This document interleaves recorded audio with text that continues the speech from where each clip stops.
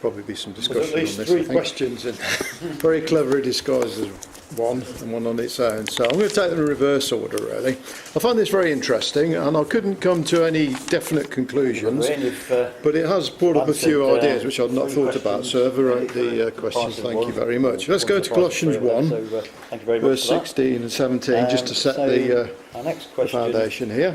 First Colossians 1, verse 16 and 17. Are raised immortal. Do you agree? For by God were all things created that are in heaven and that are in earth, visible and invisible, whether they be thrones or dominions or principalities or powers. All things were created by him and for him, and he is before all things, and by him all things consist. Now, it gives us quite a bit of information there. First of all, it says that God made absolutely everything, and that nothing was there before him, and we'll look a bit in Genesis chapter 1 to confirm that. Also, it says there the powers, he created powers, which is what angels have, and also visible and invisible. And of course, angels can be visible to us or invisible. Good question. An example of them being invisible is when they loosen the wheels of Pharaoh's chariots. You can't imagine the soldiers allowing someone to get and do the wheels of their chariots without trying to stop them. So obviously the angels were invisible at that point. Now let's go to Genesis chapter 1. 1 Corinthians 15, verses 30 to 35. So let's just turn there. Genesis chapter 1, and you know where I'm going. 1 Corinthians chapter 15. 26. Verses 30 to 35. And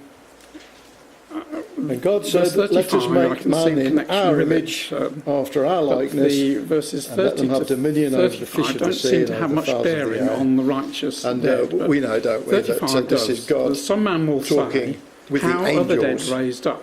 who would actually go and do the work of really creation. The answer to this question and if we go to Job, verses chapter 38, which lie beyond this and later on in this the chapter. tells us that the angels If we were just involved look at and verse witnessed 51, creation. Job 38. Behold, I show you a mystery. We're going at verse we shall not 4. all sleep, but we shall all be changed So in a moment, in the twinkling of an eye, at the last trump. For the trumpet shall sound, and the dead shall be raised incorruptible, and we shall be changed. For this corruptible must put on incorruption, and this mortal must put on immortality.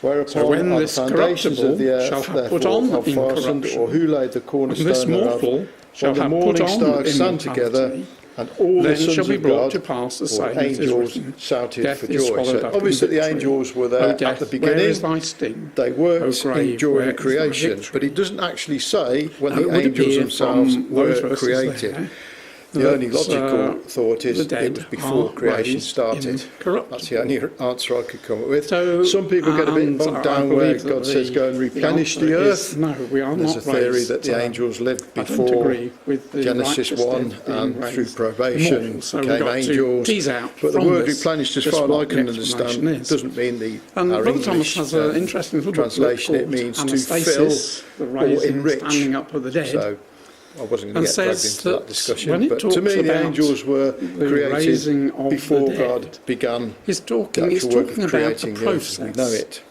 And he You says might when we disagree think with of that, I don't know. grain, Psalm it 103 starts off by tells us being the work of the sown, angels. and it a emerges, nutshell. has leaves, and then eventually, after many months, it Psalm brings forth 103 the and seed. verse 20. And that whole process is the raising of the Bless ye the Lord, seed. all ye hosts, ye ministers It's of a his that process do in his time. pleasure. So he Bless the says, Lord, when all his Paul works is in all using places, this dominion, principle bless here, them, O my soul. it's We talking know about a that process. angels It's not were just messengers. the resurrection, the They had emerging twofold from the ground. role, really. It's the One was to judgment, pass on information then and the messages. change Think to of immortality. Gabriel going to Mary, So, and other people receiving messages in directly verse from 44, angels. it is sown And also a it was to natural do body. specific tasks. It is raised. We That's mentioned the Anastasis, wheels off a the chariot. You spiritual can think of body. hundreds more where And angels were there is tasked a by natural God body, to do a there's specific spiritual thing. body. They were So it ministers is of written, the God. first man, They didn't Adam, just was suddenly made a decide living they'd go and do soul, this. and the God last directs Adam them was made exactly a what he would quickening like spirit. them to do. So And this is when where I it found talks something about interesting which a I've never being thought sown about a natural before. body, it's not talking about Let's go to when Genesis we die, our bodies chapter being put into the 32. grave. Because we tend to think of angels as being powerful and absolutely perfect. Let's go to Genesis chapter 32. Now, this might be a bit controversial, but it's worth thinking about. But it is raised, it goes through a process which will end with this is a spiritual Jacob wrestling with the angel.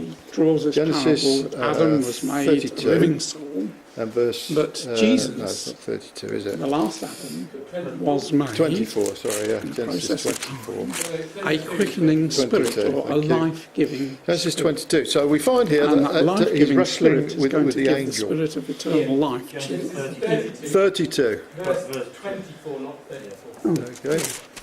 It's off the top. So we find him there wrestling with the angel, and Jacob was left alone. I wrestled a man with him until the breaking of day. It says man there, but you know, if you go to the end of the chapter, that he says, "I have seen God face to face." Well, he didn't see God face to face; he saw an angel. He was wrestling with an angel, and this angel wrestled with him, but he wasn't able to break free. Now you think an angel of God would be able to? He has to ask. He has to invoke God's power to break free of Jacob.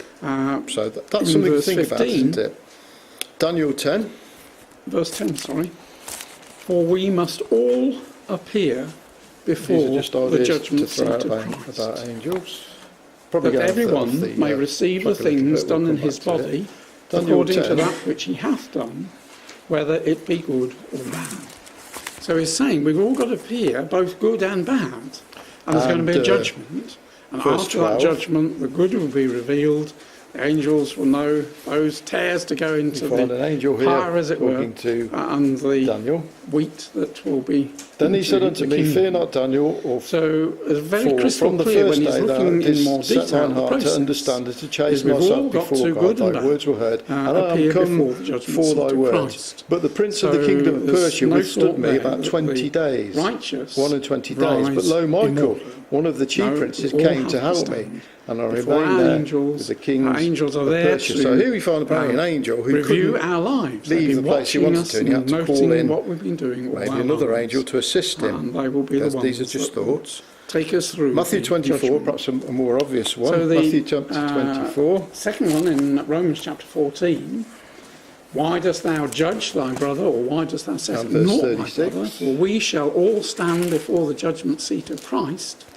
So then every one of us shall give account of himself to God. So again, Paul is making clear when these things come to pass. But of that day and hour knoweth no man, no, not the angels of heaven, but my Father only. So the angels have limited knowledge. And then Hebrews 11 verse 39, very similar to 1 Thessalonians 4:14. God's got all knowledge, so they don't know when the kingdom is going to come. The Hebrews one Matthew 13 talks about those that have gone before, the witnesses who've lived and died, but not received the promise of eternal life. And he says, in God's plan, the idea is that we all receive it together. So there will be those who are raised from the dead. I think one of the questions was, does the guardian angel know if you're going to be in the kingdom? I found no evidence for this. But I remembered this parable, verse 37, Jesus answered, "The one who sowed the good seed is the Son of Man, the field is the word, the good seed stands for the sons of the kingdom. The weeds are the sons of the evil one, and the enemy who sows them is the devil. The harvest is the end of the age, and the harvesters are the angels." So at that point, the angels know which to harvest, to take to burn, and which to leave. Doesn't say they knew beforehand. Doesn't give any indication that they had knowledge of this. On the screen again. It indicates that God told them to go and reap up these particular people. And also, 1 Peter. Yeah, okay. So thank you, Brother Don.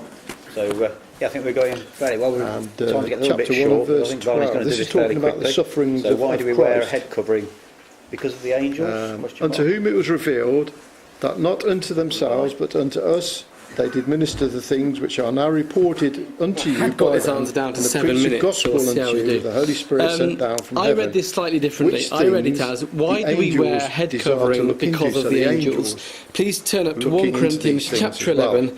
I have interpreted this as a question on 1 Corinthians 11 and verse 10. With all that in mind, that angels have limited knowledge. For this cause ought the woman to have power on her head because of the angels. And in the KJV, the word power if a covering, says the margin, in sign that she is under the power or the authority of her husband. I couldn't find any concrete evidence. So I've interpreted this as what is 1 Corinthians 11 now, verse 10 saying, what is the relationship between head covering and the angels here in this verse.